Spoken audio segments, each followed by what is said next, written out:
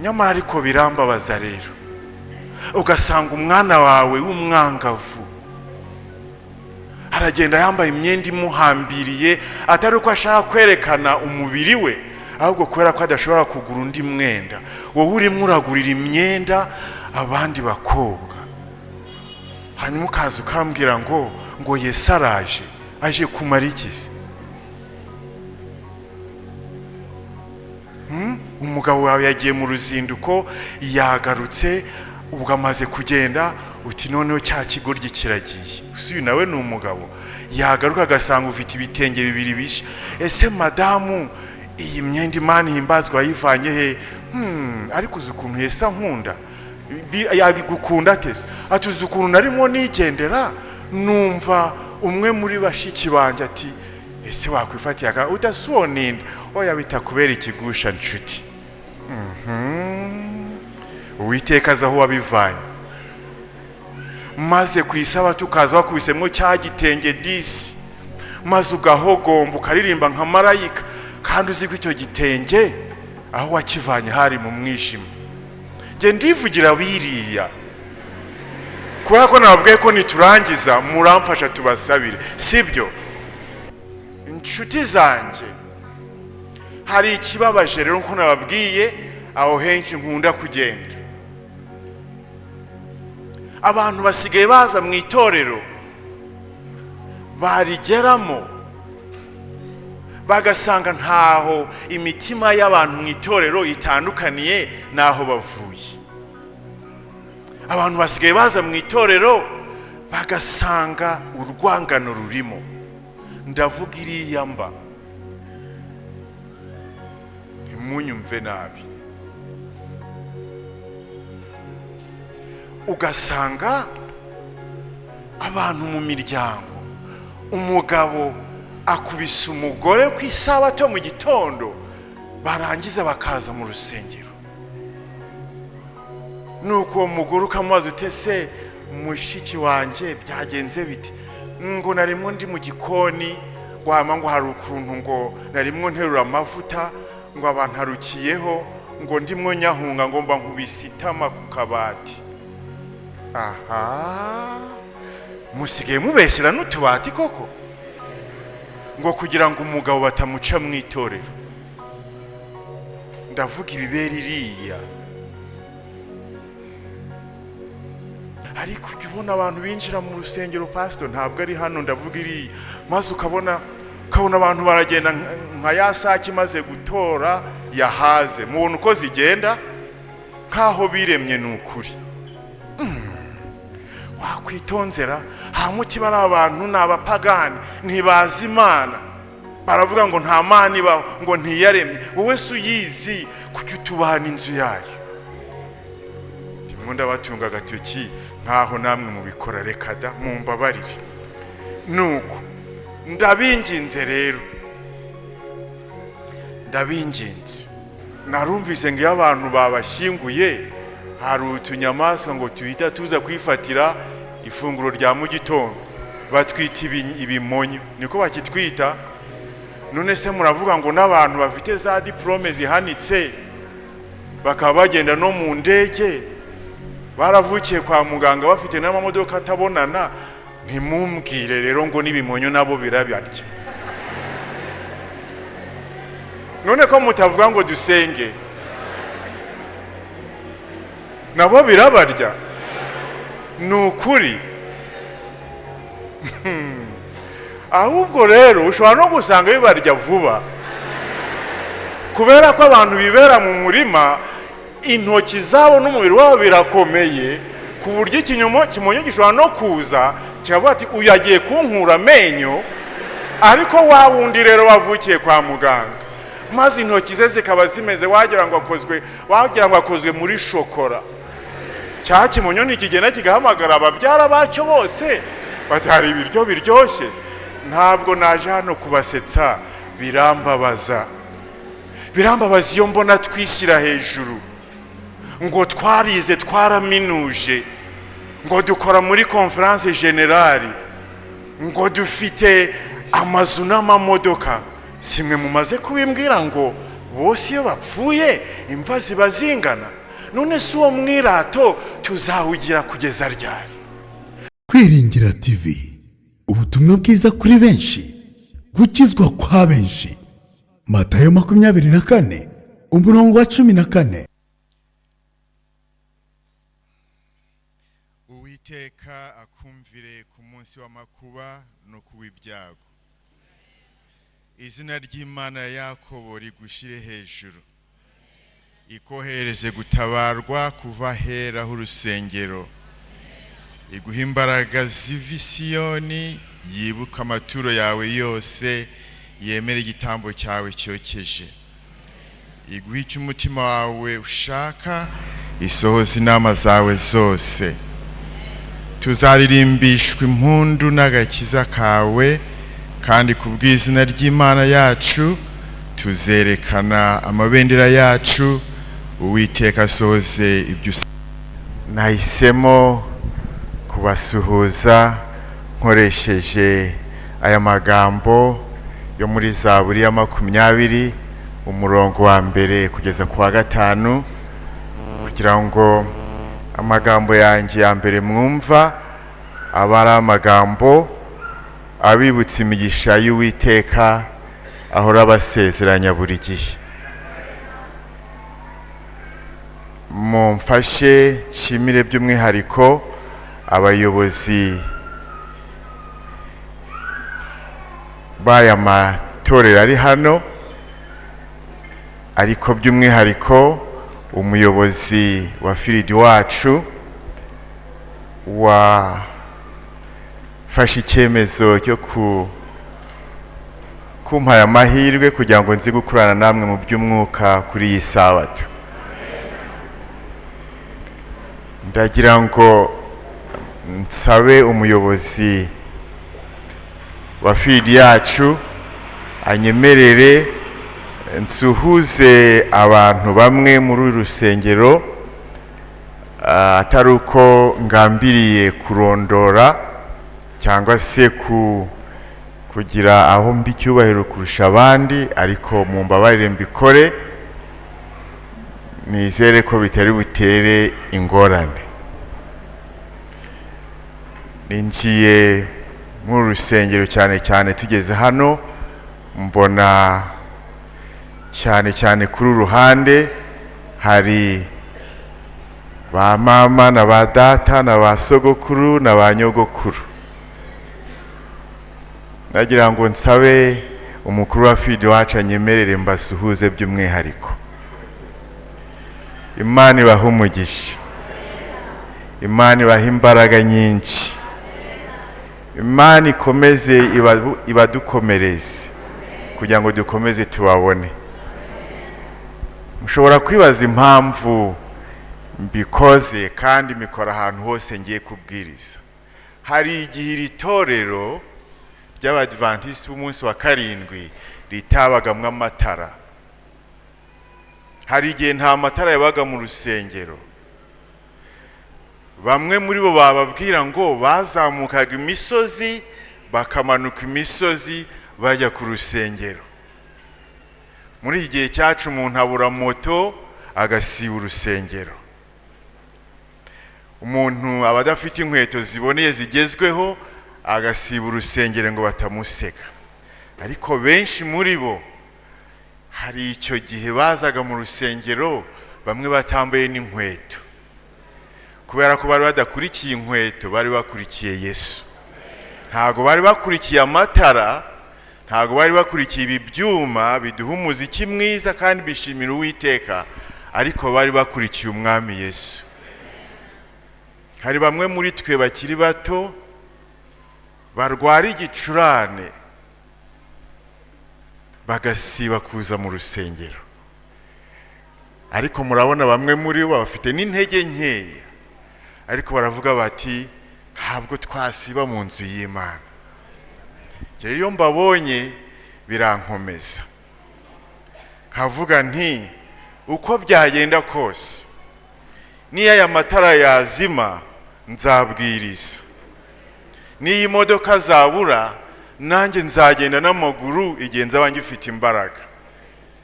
nukuri mujye mubampera icyubahiro kandi mujye mubasanga hari byinshi bazi tutazi. Hari amabanga yo kumenya Kristo bamenye icyo gihe aricyo cyanatumaga barenga imisozi n'iyindi.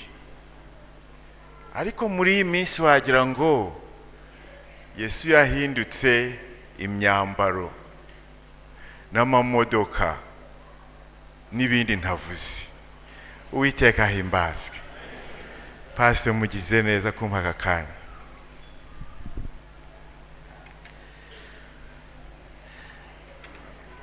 Reka nubundi ariko ngerageze kwisegura. Mwumvise pastor avuga ibyanjye muri make, nukuri na byabaye ngombwa ko mwubaha.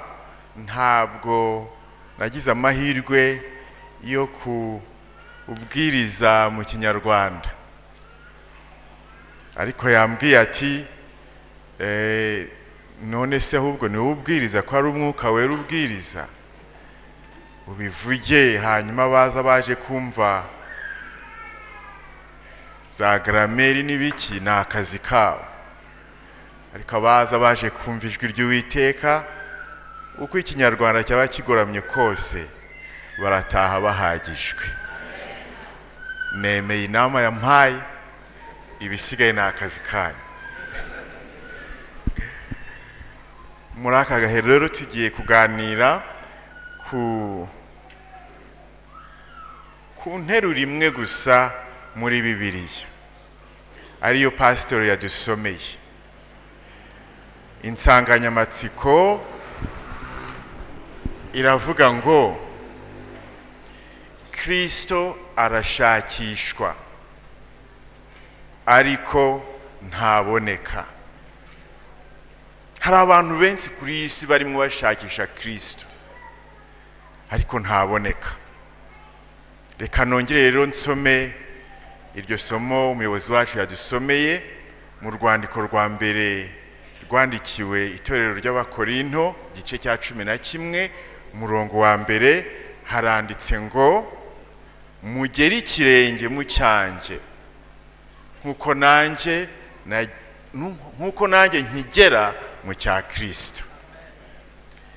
Aho mwumva ntezwe nyine nkuko pastor yababwiye, muhite mwongeraho kugira ngo tudatigiye.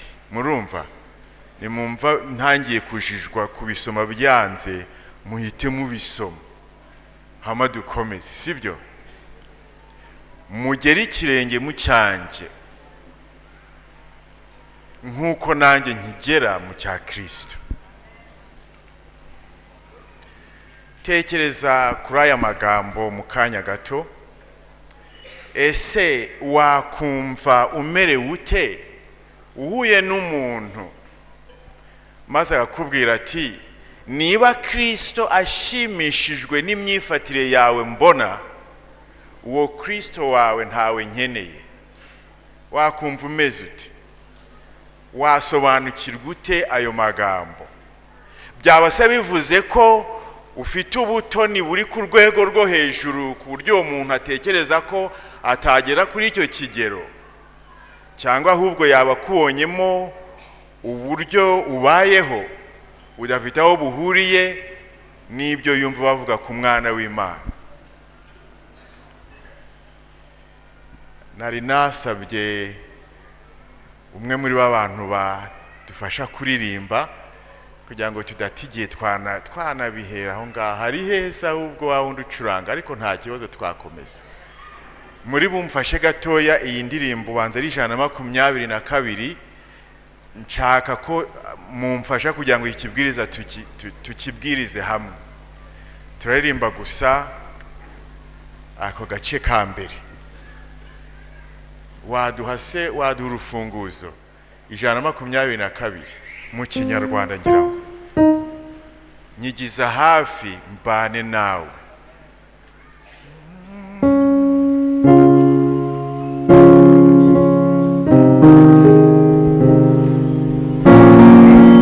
Muririmba ariko muze kuririmba ariko mubitekerezaho.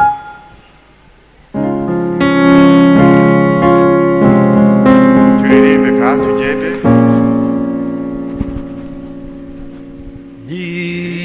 nyigiza hafi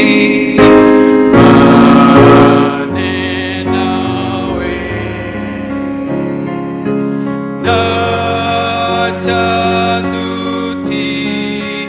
ntacyandutira kubana nawe gumisha mu gituza cyawe misha nibere mu buhungiro misha nibere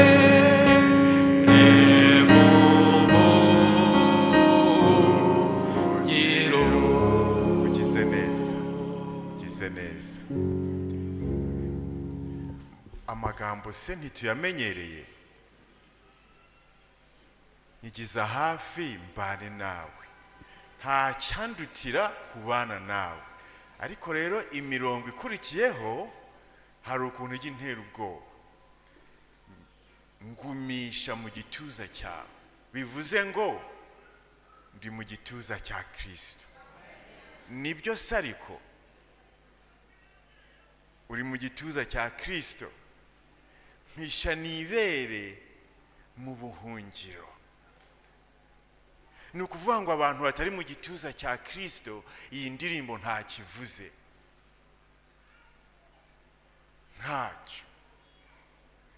Cyokora uyu munsi ubishatse wareka noneho bigahinduka. Hari ingorane ikomeye dufite muri iki gihe.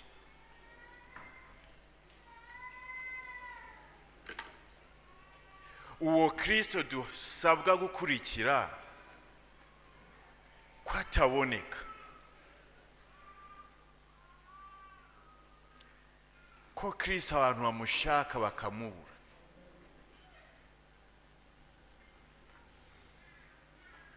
Uriya muntu wanditse urwandiko rw'Abakorinto avuga ariya magambo ntiyapfuye ntiyasinziriye, aracyahari.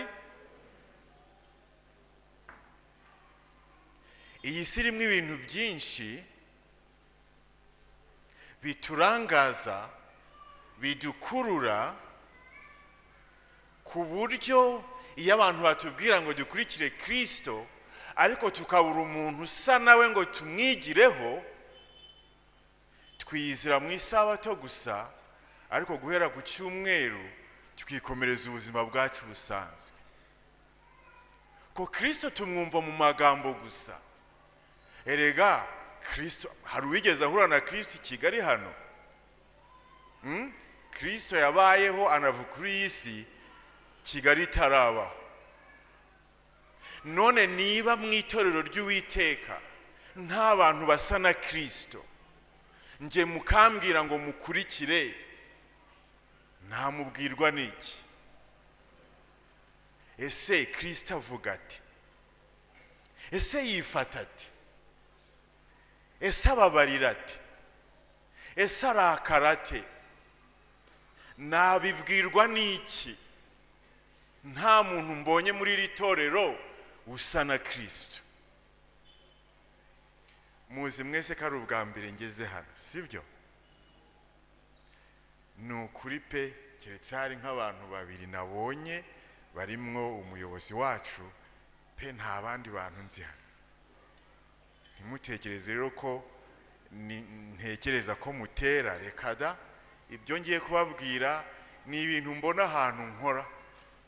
Ndagira ngo mbibabwire ko bibaho, noneho nindangiza muze kumfasha dusabira abo bantu. Niba mwebwe mwera de, Uwiteka ahimbazwe.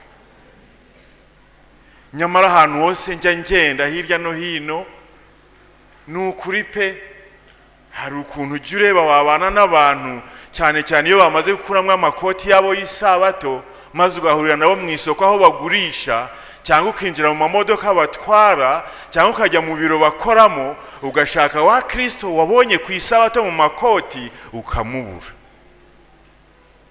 Ntabwo mvuga hano i Kigali, ndavuga iyo nibera iriya. pasiteri se ntiyababwiye iyomba ni ukugira ngo mubyumve mubasabire noneho nabo bamere nk'amwe. Ese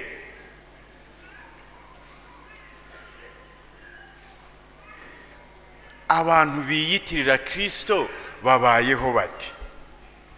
Reka mbahe ingero. Njye nkunda kwisomera ibintu kugira ngo nimenyere ibintu. Hari ubushakashatsi buherutswe gukorwa muri Amerika mu bapasitoro b'amatorero yose avanze. Bafashe abapasitoro bababaza ibibazo runaka, barongera bafata abagabo batari abapasitoro nabo babaza ibibazo byerekeye ubuzima runaka. Baza gusanga abapasitoro mu matorero yose, yaba abagatulika yaba abadive n'abaki bose bavanze, n'abagabo bose bashyize hamwe 68% babo bahora bareba porunogarafi. Nje ntabwo nzi ko mubyita mu Kinyarwanda. Kinyarwanda cyanjye giheruka ni cya kindi cya kera, kandi mwatangiye kubyumva rero mu mvugo yanjye. Porunogarafi ni bya bintu abantu baba bareba kuri za mudasobwa zabo, abantu bari mu mibonano mpuzabitsina, nibyo bita ngo ni porunogarafi. 68% b'abapasitoro n'abagabo bavanze bahora babireba. None ko bamwe muri mwe mbona mutangiye kundeba nabi. Oya munyumve neza. Navuze ngo ubushakashatsi bwakozwe he? Murame. Ibi bintu ntibiba hano muri Afrika, murabizi. Mu rubyiruko hagati y'imyaka 18 na 24, 76% birirwa bashakisha izo za video. Urubyiruko hagati y'imyaka ingahe? 18 na 24, 76%. Ni ukuvuga ngo ufasha abasore n'inkumi hano, harya abakobwa b'imyaka 14 babita inkumi cyangwa ni abangavu, hama abasore bakabita ngo iki ingimbi. Ubafashe ukabari 176 muri bo birirwa bashakisha kuri telefone zabo ubwo bwoko bwa za video, bashaka kureba abantu barimo bikorera imibonano mpuzabitsina, kandi bari mu itorero. Abagore barenga 33% batarengeje imyaka 25 bashakisha ubwo bwoko bwa za video nibura rimwe mu kwezi. Abagore bafite abagabo. Numvise umuntu avuze ngo ndarengana.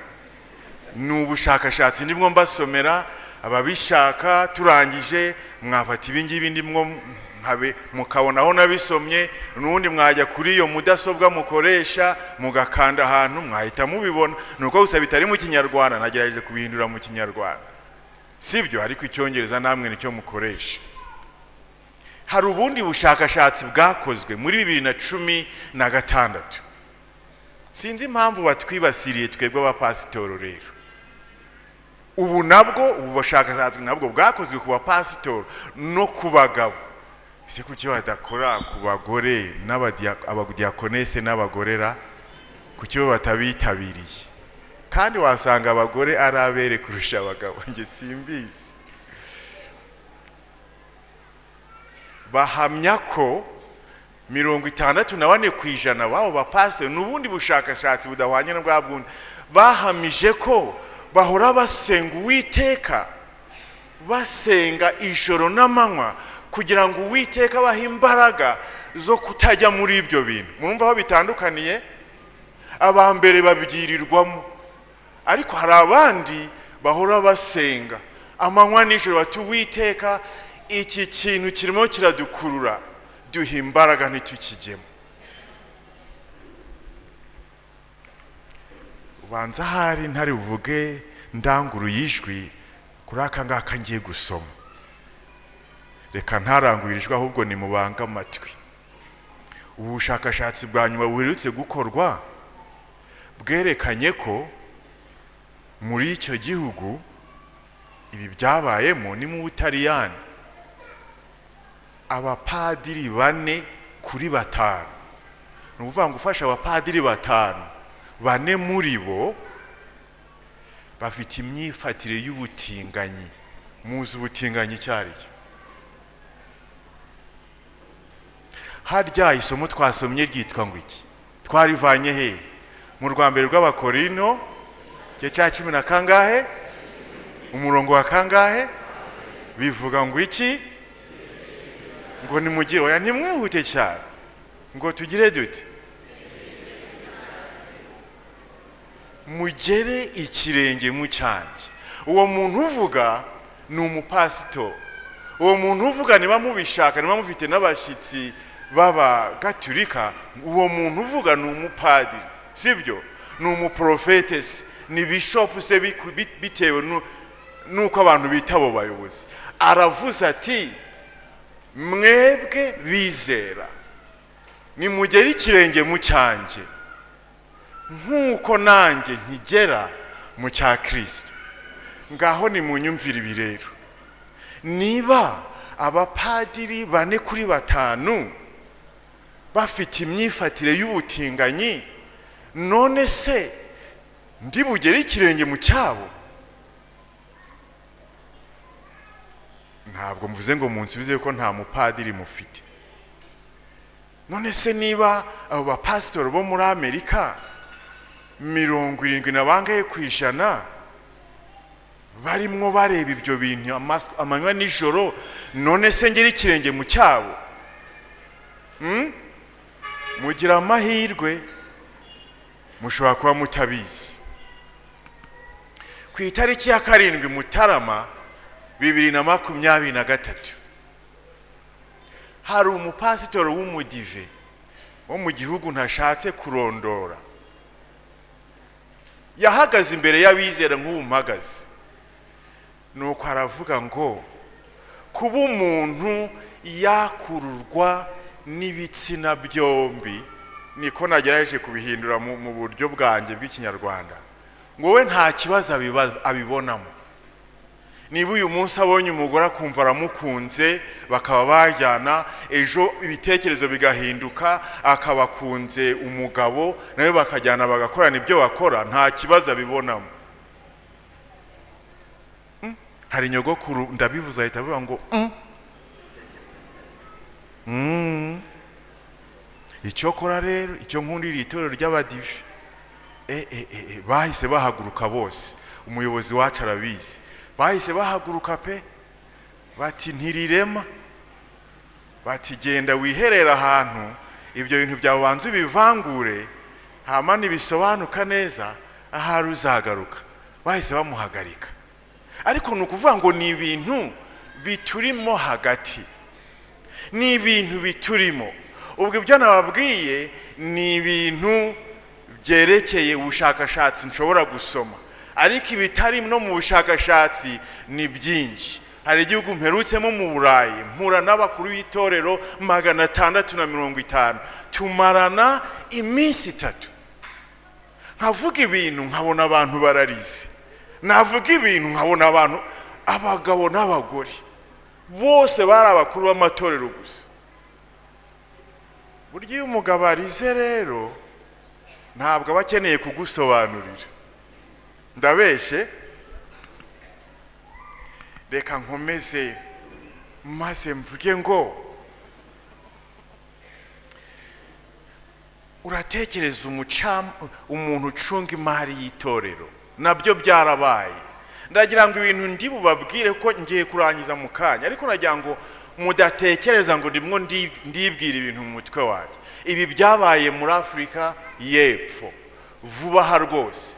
Umucungamari w'itorero abagize ati afata amadolari 850. Mvuza ngahe? yampaye ayo mafaranga ntabwo nayabona n'ay'amaso yanjye, nshobora no kutazayabona kugeza Yesu agarutse. Umucungamari w'itorero arayafata. Muzi ukuntu yabigenzaga se?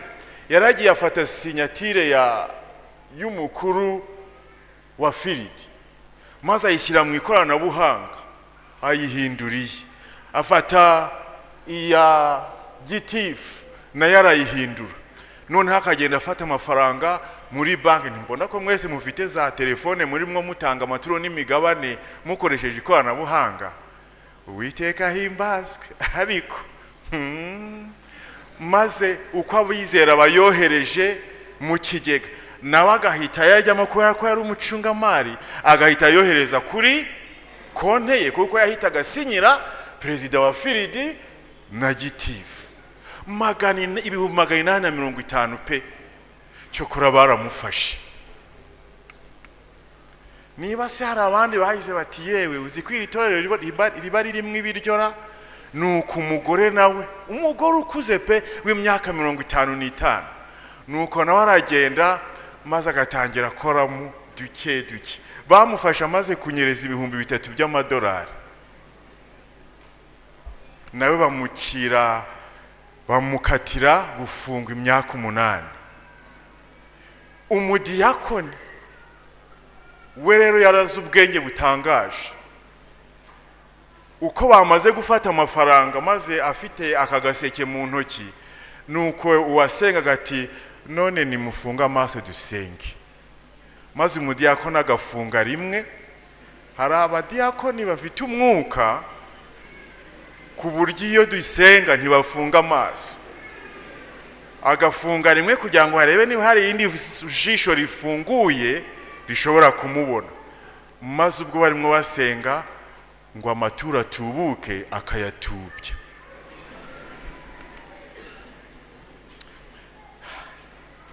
Yewe reka nigarukire kuri rya somo ntabiriza hano, maze mubyumve. Nukuri pe ntabwo ndi bujye kure cyane y'iri somo. Nimwumva ukuntu iryo somo ryubatse. Umugozi uragenda ucomoka nta kibazo. Riravuga ngo iki, ngo mugere ikirenge mu cyanjye. Biri muri Bibiliya yayo. Nkuko nanjye nkigera mu cya Kristo. Iyo uwo mubwiriza avuga ngo mugere ikirenge, mugere ikirenge kubera ko mutazi kigomba gukorwa nuko kigomba gukorwa, ntabyo muzi. Niyo mpamvu mugomba kugera ikirenge. Ntimubyikorere, mugere ikirenge kubera ko mutabyishoboza, mudafite uwo mureberaho. Mugere ikirenge kubera ko mwavukanye izo mbaraga nke zo gukora ibibi. Mugomba kugera ikirenge kubera ko ntabwo mwavukanye kamere yo gukora ibyiza. Ingorane rero niyo ushatse gukora ibyiza ukabura umuntu wagera ikirenge muke. Nuko ati gera ikirenge mu cyanjye rero. Haleluya. Kubera ko menyeranye n'uwo ushaka kumenya. Hari abantu baherutse kubatizwa vuba ngaha, nababona. Nshobora kubona ikiganza cy'abantu baherutse kubatizwa muri uyu mwaka gusa. Hari umuntu uri hano wabatijwe muri 2025 hano. Mana ishimwe ndababona. Uzi nk'iyo umuntu avuga ati urimo urashaka Kristo, ntiwabatijwe ejo bundi, urashaka kumenya ukuntu Kristo avuga, ukuntu Kristo agira impuhwe, ukuntu Kristo akora imirimo, ndeberaho. Gera ikirenge mu cyanjye. Narwanye intambara kugeza ubwo ngeze ku kigero ushaka kugeraho. Gera ikirenge mu cyanjye. Gera ikirenge cyawe mu cyanjye kubera ko namaze kumenya amabanga y'imico myiza ya Kristo mbona ushaka kumenya. Gera ikirenge cyawe mu cyanjye kubera ko mfite ibimenyetso bigaragara ko nzi kandi ko nakurikije imigenzereze y'uwo ushaka gukurikira. Gera ikirenge mu cyanjye. turi kumwe. Iyi nteruro yasohotse mu kanwa ka Pawulo iraremereye cyane. Ati gera ikirenge mu cyanjye nk'uko nanjye nkigera. Ubwo ashatse kuvuga iki? Ashatse kuvuga ngo nubwo nkubwira ngo ugere ikirenge mu cyanjye, sinjye ntangarugero, sinjye cyitegererezo, ni ukubera ko nanjye nkigera mu cyundi. Ntacyo mfite muri nge cyakurura abo bose bashaka kumenya Kristo, nta kindimo cyanjye ubwanjye. Niyo mpamvu nubwo mbabwira ngo mugere ikirenge mu cyanjye, nanjye ndimwo ndakigera mu cyanaka. Gera ikirenge mu cyanjye, nta kizima nshaka ko umbonamo kuko nta kirimo uretse icyo Kristo yambibyemo. Noneho gera ikirenge mu cyanjye nkuko nanjye nkigera mu cya Kristo. Reba uko mbayeho, niko na Kristo yabagaho. Nyumva, umva uko mvuga, nuko Kristo yavugaga. Sinjye uriho, ahubwo ni Kristo undimo. Ibi bintu byose ndimo mbabwira nuko nyine ubu turi mu kibwiriza cy'iminota ingahe gusa, kuko iki cyose mbabwira kijyanye n'amasomo muri Bibiliya, ntabwo ari ibintu nihimbira. Nubwo ntari Kristo, ariko ugeze ikirenge mu cyanjye uzaba uri mu kigera mu kirenge cya Kristo. Mbega amagambo akomeye. Inshuti zanjye, hari ikibabaje rero nko nababwiye, aho henshi nkunda kugenda. Abantu basigaye baza mu itorero, barigeramo bagasanga ntaho imitima y'abantu mu itorero itandukaniye naho bavuye. Abantu basigaye baza mu itorero bagasanga urwangano rurimo. Ndavuga iriya mba, ntimunyumve nabi. Ugasanga abantu mu miryango, umugabo akubise umugore ku isabato mu gitondo, barangiza bakaza mu rusengero. Nuko uwo mugore ukamubaza utese mushiki wanjye byagenze biti? Ngo narimwo ndi mu gikoni, ngo hama ngo hari ukuntu ngo narimwo nterura amavuta, ngo abantu harukiyeho, ngo ndimwo nyahunga, ngo mba nkubise itama ku kabati. Aha, musigaye mubeshyira n'utubati koko, ngo kugira ngo umugabo batamuca mu itorero. Ndavuga ibibera iriya. Aya magambo yo mu byakozwe n'intumwa, hari amagambo arimwo mu gice cya 11 umurongo wa 26.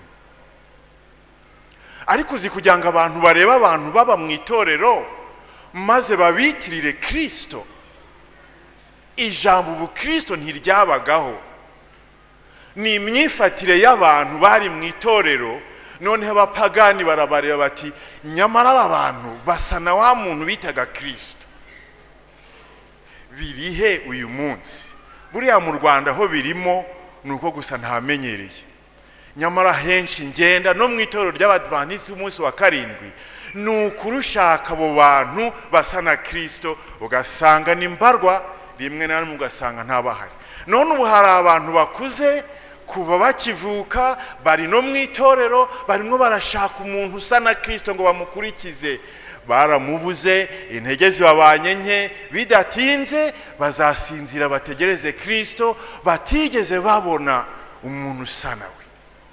Abasore mu mbaraga zabo barimwo barirukanka hirya no hino, barashaka umuntu wabakurikiza. Ese mwabonye abasore n'inkumi iyo babonye umuntu uzi gukina umupira ukuntu bahita batangira kugura imipira ye? Mwarabibonye? ese mwabonye iyo abasore cyangwa abana babonye umuntu uzi gutera amakofe ugusha abantu nka 5 hasi, mwabonye ko iyo abana bagiye ku ishuri mu gitondo baba barimwo baterana amakofe, baba bari gushyira mu bikorwa urwa mbere rw'Abakorinto igice cya 11 umurongo wa mbere. Barimwo baragera ikirenge mu kirenge cy'umuntu wabakuruye. None se niba batabona n'umuntu usa na Kristo mu itorero bazabure no kwimenyera gutera amakofe cyangwa gukina karate? Nibura babure se nibura no kwiyogoshesha bagashushanya imiserebanya ku mutwe wabo? None muragira ngo bagire bate? None se bo bazagutorera kuba umukuru w'itorero, hanyuma uzubwiriza abantu 100 bihane, hanyuma nugera mu rugo nkubite, hanyuma uvuge ngo uwo Yesu wawe ngo hari icyo amariye? Aragatsindwa n'Imana. Uwo Yesu urimwo uvugisha uzana mu rusengero, wagera mu rugo ukamunkubitisha, ntabwo ari Yesu wo mu ijuru. Ntimwibagirwe ko n'imyuka mibi ibwiriza. Aha, reka nitonde, ndumva ntangiye gushyuha. Iriya twebwe tuba ni mu butayu, hari ukuntu bidutera gushyuha cyane, tugatangira no kuvuza induru. Ndabona mwese mucecetse rwose nk'abamarayika, Imana ihimbazwe, ariko twe dukunze gushyuha mu butayu. Nyamara ariko birambabaza rero, ugasanga umwana wawe w'umwangavu aragenda yambaye imyenda imuhambiriye, atari uko ashaka kwerekana umubiri we, ahubwo kubera ko adashobora kugura undi mwenda.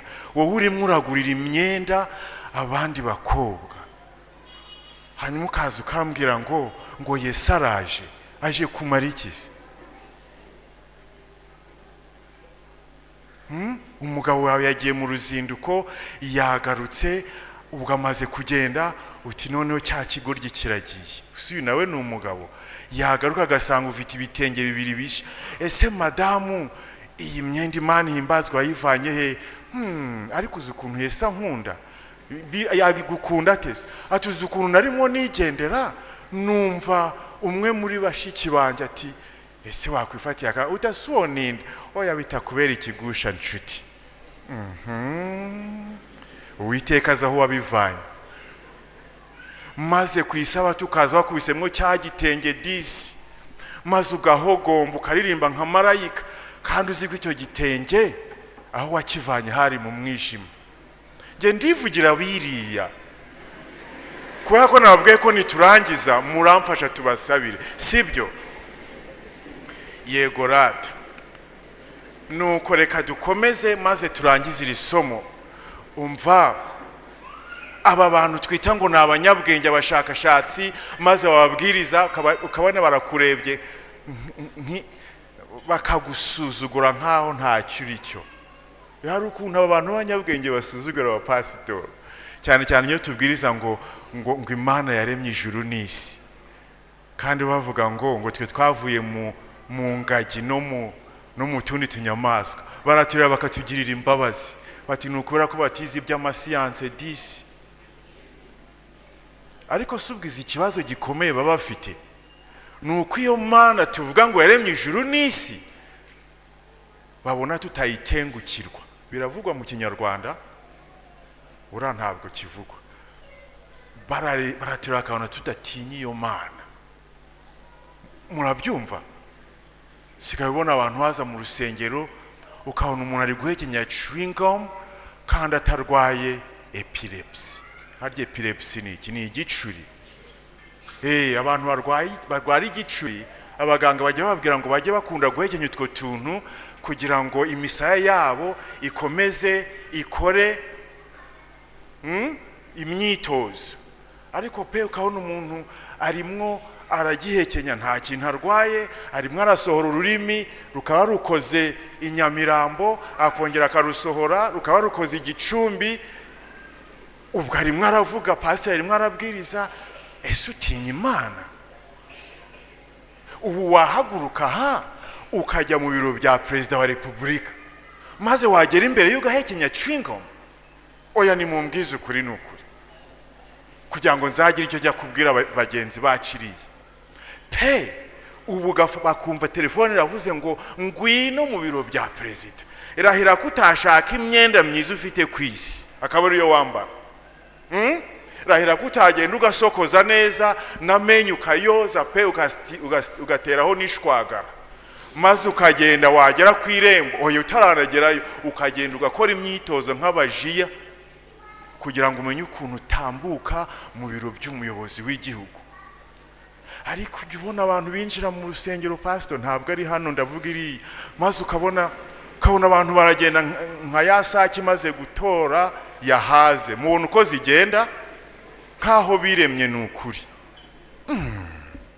Wakwitonzera hamuti bari abantu n'abapagani ntibazi Imana, baravuga ngo nta Mana ibaho, ngo ntiyaremye. Wowe se uyizi kuki utubahana inzu yayo?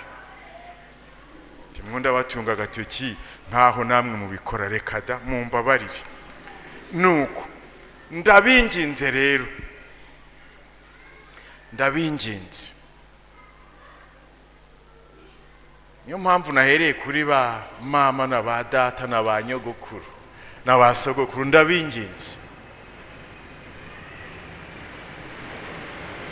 Ushobora gusanga muri iri torero hari umuntu utaramenya uko Kristo ababarira.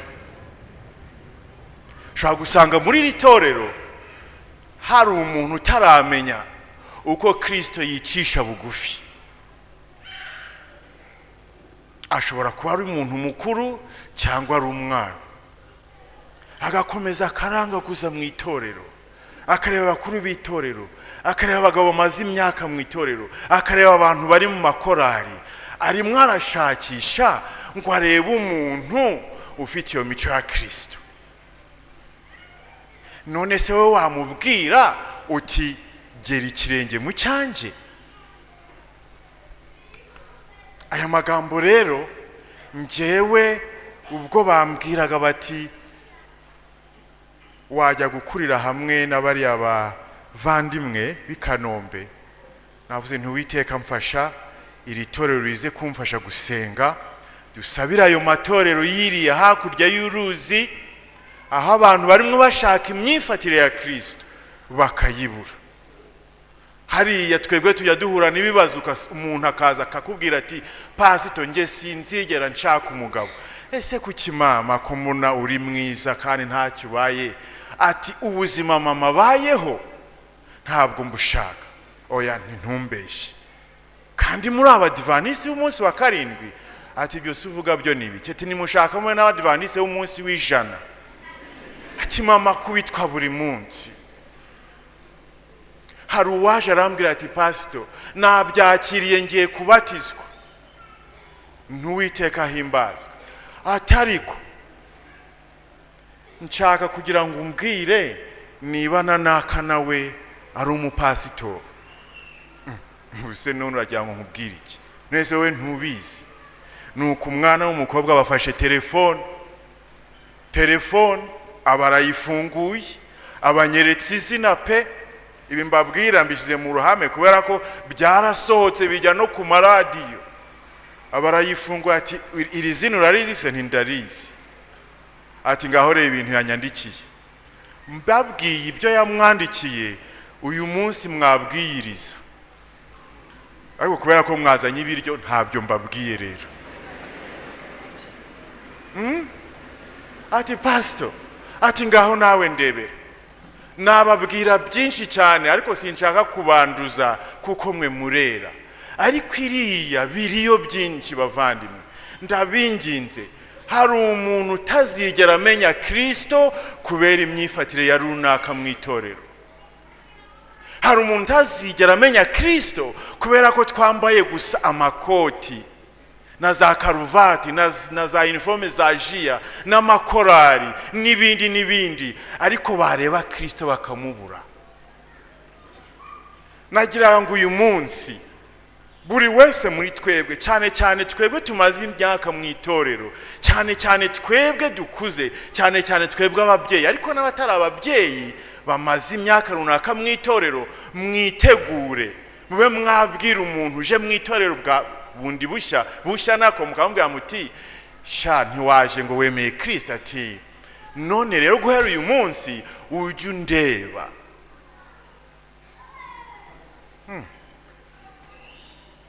Ujye undeba, ndababarira, ujye undeba, mfasha abantu. Hari amatorero iriya nigeze kugira, hashize igihe cyo kora ntagira itorero. Ndakennye. Rigena mfite amatorero, njye nayobораga amatorero 13 bingoye, ariko nkashaka abantu bo kubwiriza, nakuzajya kubwiriza hariya, bakumva ngo nakayaje ngo ni uzaza kubwiriza hariya. Uwo munsi mu itorero hakaba harimo abantu nka 20%. Abandi navuga nti azaza kubwiriza, ahubwo nabo mu yandi matorero nabo bakaza kuhateranira. Ariko nareba ukuntu abo bantu babwiriza, nkabona wa wundi ukurura abantu ntabwo rwose azi no kubwiriza neza. Nibwo naje kubona ko burya igikurura abantu kuri Kristo ntabwo ari ukumenya kuvuga ikinyarwanda neza, ntabwo ari ukumenya kuvuga icyongereza ngo abantu bavuge ngo ye ngo akirusha n'abongereza, nta nubwo ari no kumenya kuvuga igifaransa ku buryo ukivuga abantu bagagukomera amashyi kubera ko nta kintu bumvise ngo wabajimije. Hari abantu baza mu rusengero gusa bagataha bahimbaza Uwiteka, ngo uriya mupasiteri sha ngo yatubwirije ngo akavuga igiheburayo n'ikigereki, ngo kandi abivuga nkaho ari umugereki, ngo ku buryo ngo pe ngo isaha yose yamaze ahagaze ngo nta kintu navanyemo, ngo sha ngo dufite abanyabwenge ni ukuri. Oya, uba abantu dukeneye muri iki gihe. Kandi n'aba bana bacu mwumvise ngo bari kujya ku mbuga nkoranyambaga nako mumbabarira, ngo mukibwira ngo bagiye gushaka pornography gusa. Oya, barimwo barashaka abantu bakurikira, barimwo barashaka abantu bahinduka nkabo, barimwo barabashakisha. Hari abana barimwo bashaka abapapa kuri interineti kubera ko bababereye amabamba. Hari abana barimwo bashaka ba nyina bababuze kandi babana mu nzu imwe. Hari abagore barimwo bajya gushaka amahirwe yo kwishima hanze y'urugo kubera ko umugabo wabo ntabwo abaha uko kwishima. Hari abantu batajya bahobera abagore babo cyangwa abagabo babo ngo ni umuco nyarwanda, ariko magera hanze y'urugo ye baba we nuko bahobera gusa hasa ahubwo ko babasoma. None si uwo muco nyarwanda udashobora kubera hanze ahubwo ukaba mu rugo gusa, ni bwoko ki? Ndabinginze mu izina rya Yesu Kristo, wagira izo mbaraga zo kubwira abantu uti gera ikirenge mu cyanje. Mu Bagalati igice cya 3 reka ndangize umurongo 28 ngo none nti hakiriho umuyuda cyangwa umugiriki, ntihakiriho imbata cyangwa umudendezo, ntihakiriho umugabo cyangwa umugore, kuko mwese muri umwe muri Kristo Yesu. Uruzi yaba niriya mba nabyo biriyo, ugasanga abantu b'abakire badasuzugura abakene, ugasanga abantu ngo bize bihanitse badasuzugura babandi bavuga ngo ntabwo bize, ugasanga nabo barasangira ifunguro. Uruzi kwiriya ujya kureba ugareba nyuma y'isabata abantu basangira, ugasanga barasangira bakurikije ikigero barimo mu bukungu. Hanyuma twarangiza tuti bavandimwe mani bahere ko mwebwe mutabikora hano. Abakene bari kuzi kugira ngo umuntu buri gihe uza ku rusengero ari mu modoka za zindi kera twazitaga ibitabashwa, maze pasito maze ku munsi w'ifunguro ryera maze akagenda akajya kozanya ibirenge na wa muntu udafite inkweto ufite bya birenge nyine ushobora kubikamo inoti z'ijana. Ndababwira ibintu nzi ko yako nanjye nuko byari bimereye. Nabwiraga pasiteri ko nagendaga n'amaguru nkava ibutaro nkaza hirya hano ku Rwesero.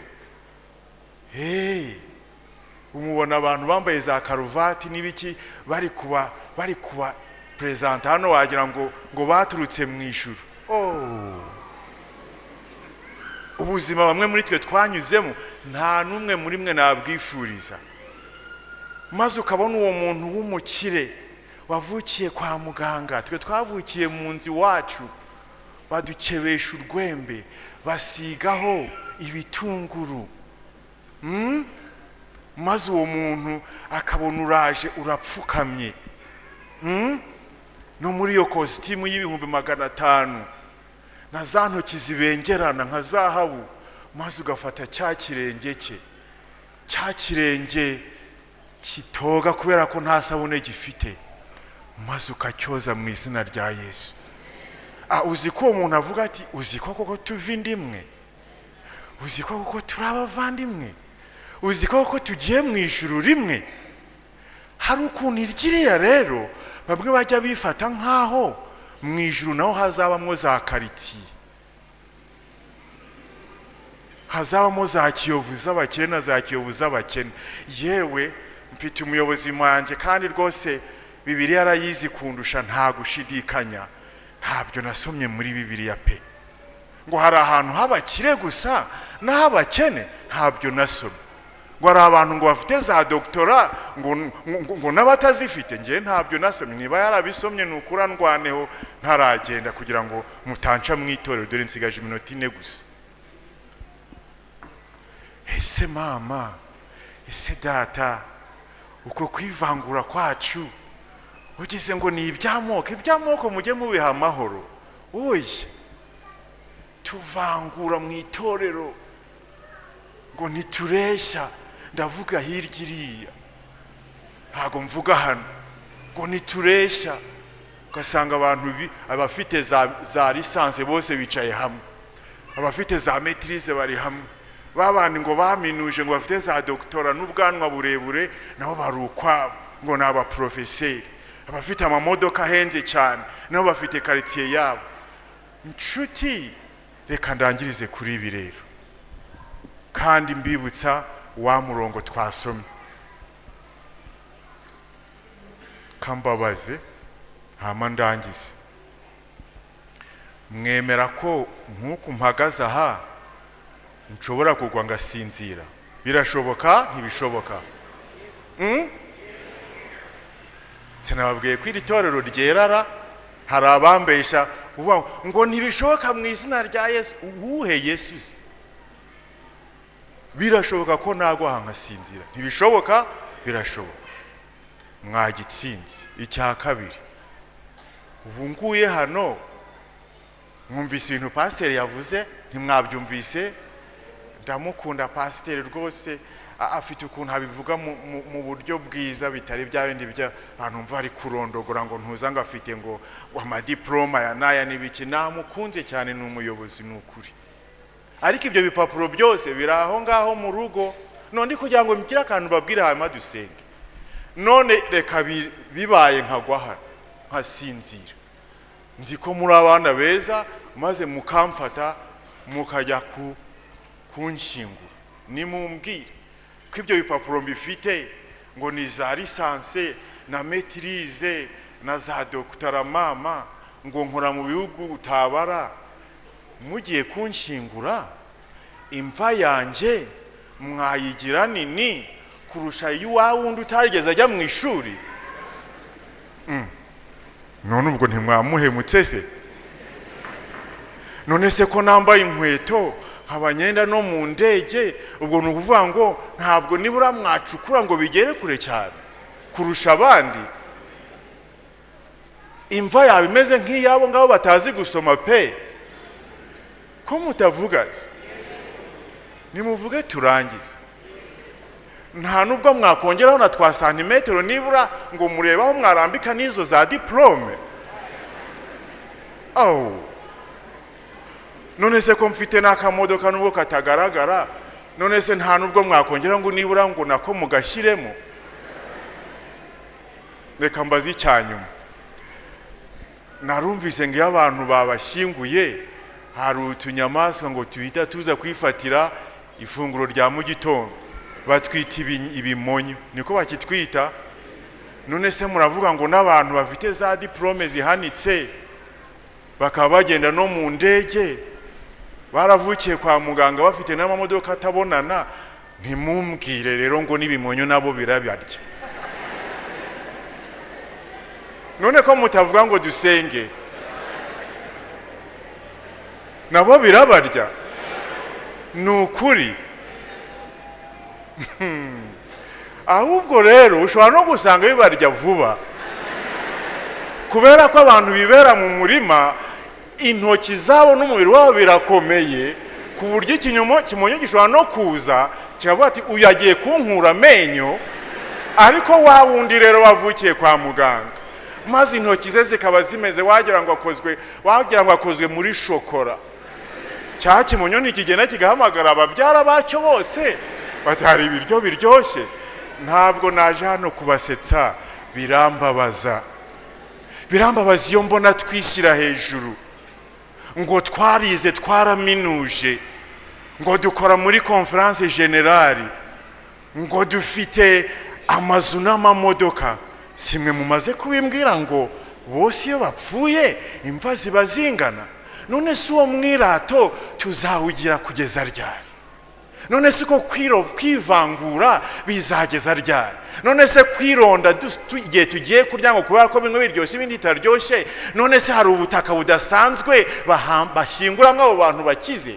Ese twagiye dusangira ko ari hahandi ko turi bamwe, ko twese twavutse twambaye ubusa, ko twese tuzashyingurwa ibimonyo bikaturya, kandi ko abazi Kristo bonyine aribo bazajya mu ijuru?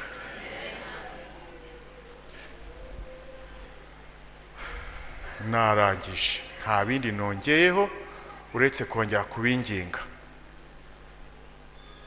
Niba muzi ya ndirimbo mufate igitero cya kabiri, wa musore yikumire hariya ubu turi gusenga, 122 igitero cya kabiri turakiririmba, niturangiza hanyuma ndigendera. Murahari? Nyigiza ntacyo mfite, nibyo sariko, ntacyo nzanye w'ituro ry'umwami, keretse umutima ushavuye, keretse umutima ushavuye,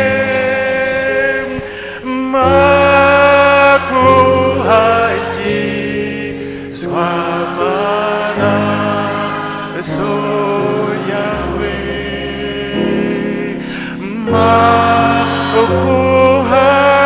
makuhagizwa amaraso.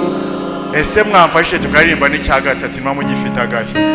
Nyigiza hafi mwami wanjye, nishimiye gucika ku byaha, nishimiye gucika ku byaha, ndeke kwikuza n'ubwibone, ndeke kwikuza n'ubwibone. Umpe Yesu, umpe Yesu, mwami wambambiwe,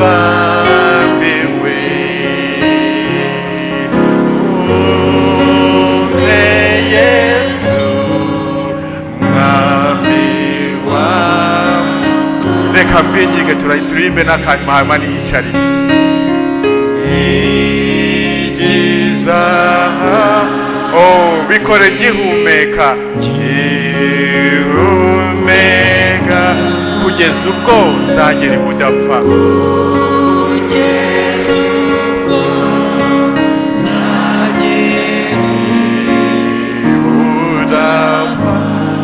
maze mu bihe bidashira maze mu bihe bidashira nzibere hafi y'umwami wanjye nzibere hafi y'umwami wanjye nzibere hafi y'umwami wanjye. Isengesho mbasabira nzi ko umuyobozi wacu niwe uri buze kudusabira isengesho rya nyuma, ariko isengesho nanjye mbasabira nanjye nisabira ni ukugira ngo buri gihe tube twiteguye kugira uwo twabwira tutigera ikirenge mu cyanjye nk'uko nanjye nkigera mu cya Kristo, hatazagira umuntu uzimira kandi yaratumenye ariko ntatubonemo Kristo, akibwira ngo Kristo ntacyo amaze, ngo nta nubwo abaho. Nibyo mbasabiye nanjye mbyisabira mu izina rya Yesu, amen. Kwiringira TV, ubutumwa bwiza kuri benshi, gukizwa kwa benshi. Matayo 24:14.